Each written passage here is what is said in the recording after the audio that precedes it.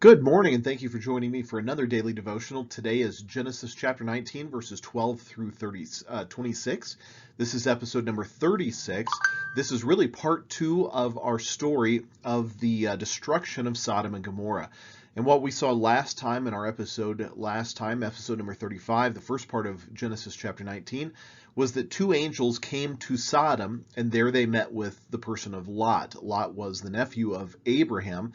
These two angels had been with Abraham, and they had been with Abraham accompanying the Lord. The Lord stayed and talked to Abraham while the two angels went ahead onto Sodom and Gomorrah. Now, the Lord, the reference to the Lord really was God incarnate. It was the person of Jesus appearing in the Old Testament with the two angels having a conversation with Abraham. Those two angels left. They went over to where Lot was. Lot recognized really the magnitude of these two, probably didn't recognize that they were really angels, but he was entertaining angels in disguise, not even knowing that they were angels. But he was a good man, he was a righteous man, and Lot recognized that these two men had some morality, they had righteousness, they had power, and so he insisted that they come into his house and stay with him. There was a sense of urgency, and the reason behind that sense of urgency, I believe, was that Lot really knew what the community was like. He knew how depraved and how wicked this community was, and so he feared for the safety, but he also wanted to practice hospitality, and so he entertained and welcomed them into his house. Well, once they had been welcomed into the house, the men of the city, coming from all parts of the city, the men of Sodom, both the young men and the old men together from every quarter of the city came and surrounded the house, and they called out to Lot, who was inside the house, saying, "Where are the men who came with you tonight? Bring them out that we may know them carnally." Now, the idea of carnally is they wanted to have a sexual relationship with these men. They wanted to gang rape the men, and so you will see they were practicing incredible depravity.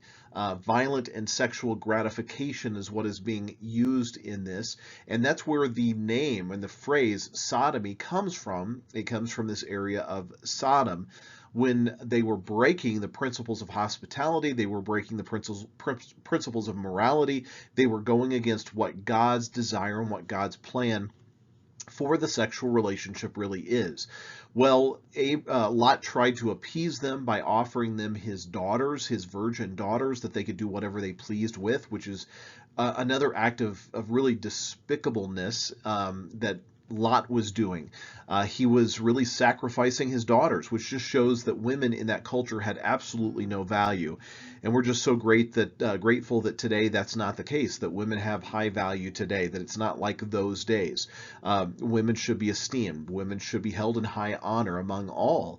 Really, they are not less than men in any aspect, the way that they were in that culture. They are partners with. They are heirs of the kingdom, and God really puts them on that level, that they are fellow heirs, they are fellow recipients of the grace of God, fellow saints. And so for the women that are watching this, we just greatly appreciate and honor you. And this is very just despicable to me that he was willing to do this to his daughters. But in that aspect, he was trying to protect the visitors that he had within his home from all of this debased, depraved mind and this idea of sexuality that was going against what God's plan actually is. There's so much we can go into with all that. I don't want to get lost in the weeds of all of those things, but there's a lot there to unpack. But we want to keep going through this story. As the men were trying to get into the house and trying to gain entry into the house, as Lot was standing there trying to keep them at bay, trying to appease them, which, by the way, you cannot appease wickedness. You cannot appease evil. They will not listen to reason. They will not listen to sound doctrine. They will not listen to what is right and wrong. You cannot appease. So don't try to appease. Don't try to placate. Don't try to don't try to offer up anything, because it's not going to work. They just have one objective and one goal, and they are going to keep pushing until that goal is reached. So you cannot appease, you cannot compromise, you cannot negotiate with depravity at all. So what happened, a lot of standing at the door, trying to negotiate, trying to appease. They were going to come in and crush him and forcefully enter in. But these angelic beings that were there with him, the men who were angels in disguise, reached out their hands. They pulled Lot into the house with them. They shut the door, and they struck the men that were there surrounding the house trying to get in with blindness, so that the small and the great among them, all of them, were struck with this blindness, and they could not open the door. They could not find the door. They were trying to find it, and they could not open this. So there was a supernatural aspect that God stepped in. And that's really the only way that you fight evil, is you do have to take a stand. You cannot compromise. You cannot placate. You cannot negotiate with. You have to stand up, and you stand in the power of God. God is the one who fights the battle. God is the one who fights with his power. We are to stand firm in that power, and we are willing to fight the fight that God has called us to fight. Well, this is part number 2, where we're going to look a little bit deeper at this. We're going to look at verses 12 through 26. We're going to see the angels are going to warn Lot, and Lot is then going to warn his family about what's going to happen. So the angels are going to provide deliverance for Lot. It's the same way that God is going to pour out his wrath upon the world, but he's giving us a chance. He's giving us a chance for deliverance if we would heed his warning and listen to him. So let's look at this together. It says this, then the men said to Lot, now these are the angels that are talking to Lot, the angels that are in disguise. They look like men. Have you anyone else here, Lot? Son-in-law, your sons, your daughters, and whomever you have in the city. I want you to take them out of this place, for we will destroy this place, because of the outcry against them has grown great before the face of the Lord, and the Lord has sent us to destroy it. So this is God's ultimate plan, that God gave the warning, that gave the opportunity, but ultimately God is going to bring destruction. God's wrath is going to be poured out upon the wicked, upon the depraved, upon the ones who have completely rejected him and his ways.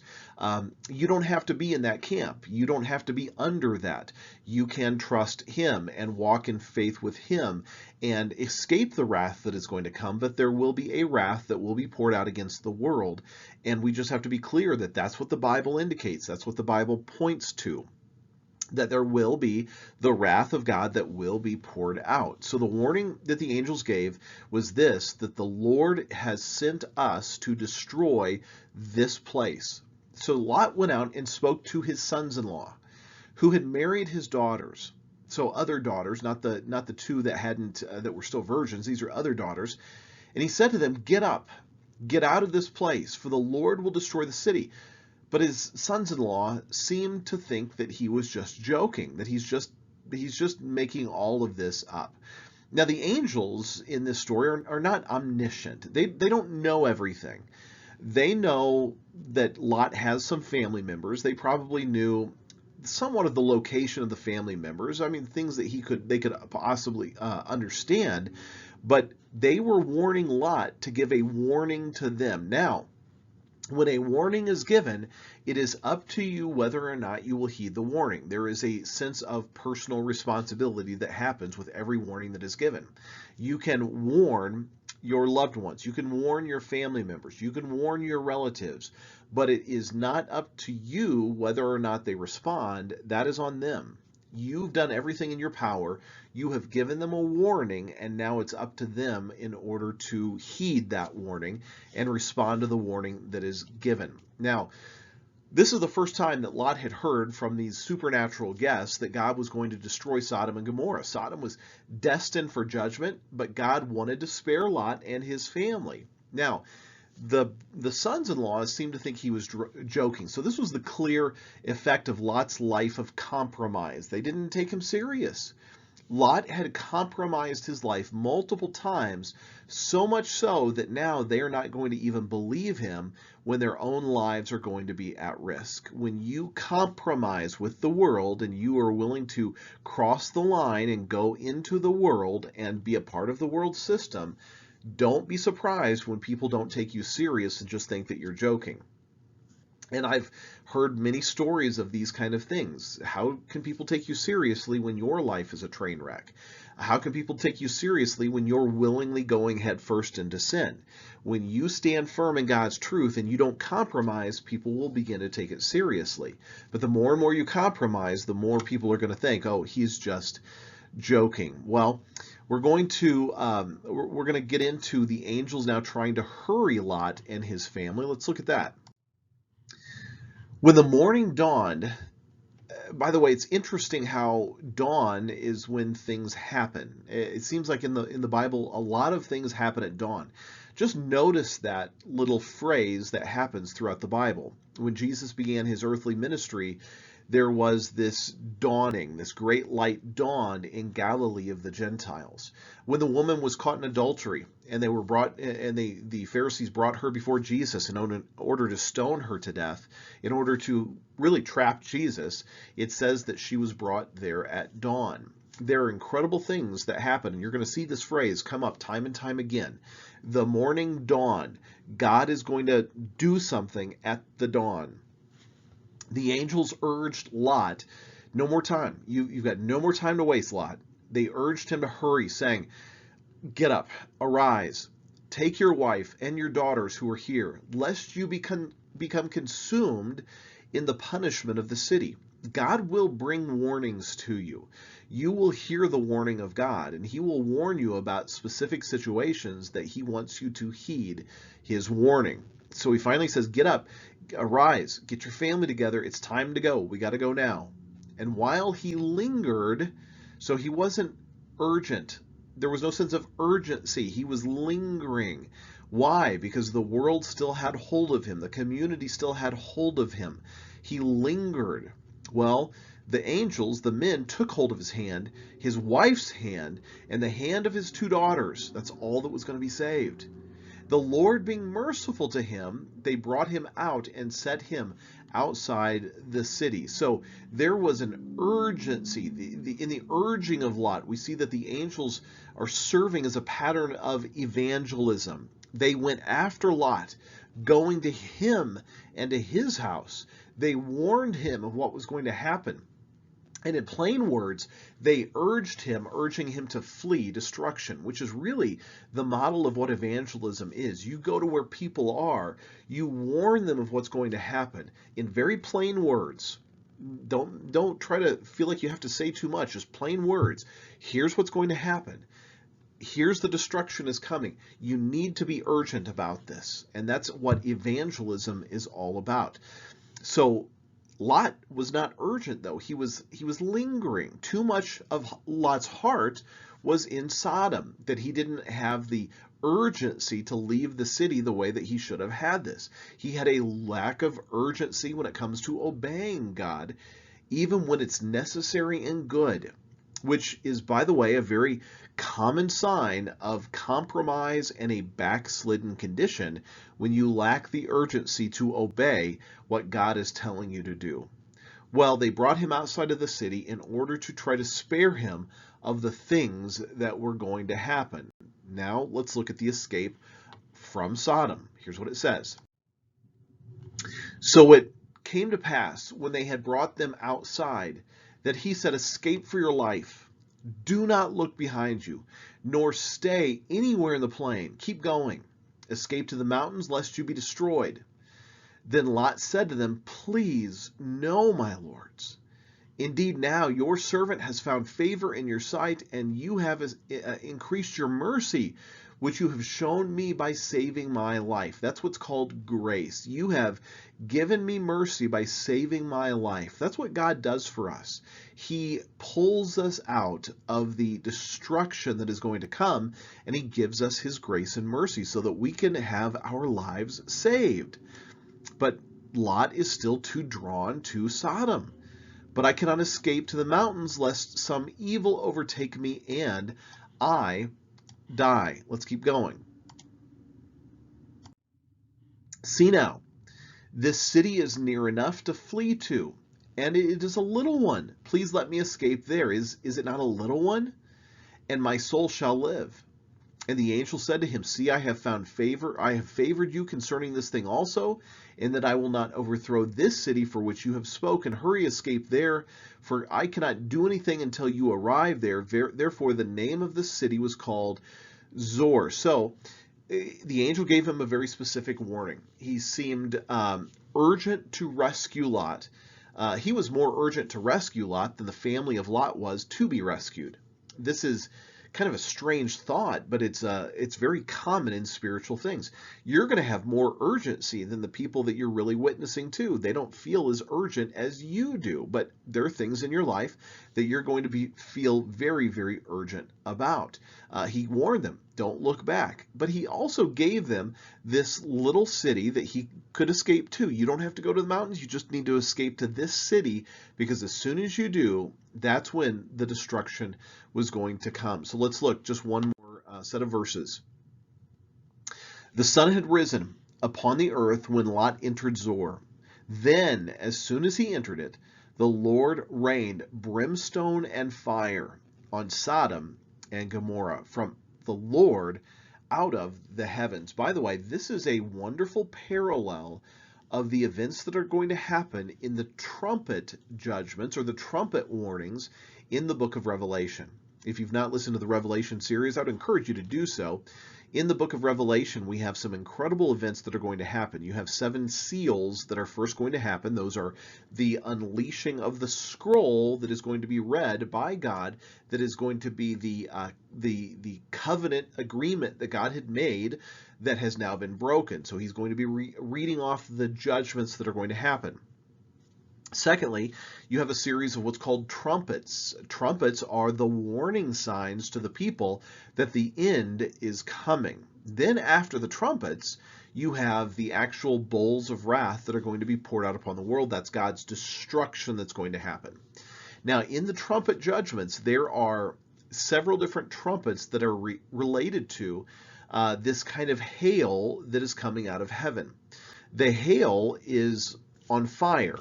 And really what it's referring to, John's referring to, is exactly what we read here.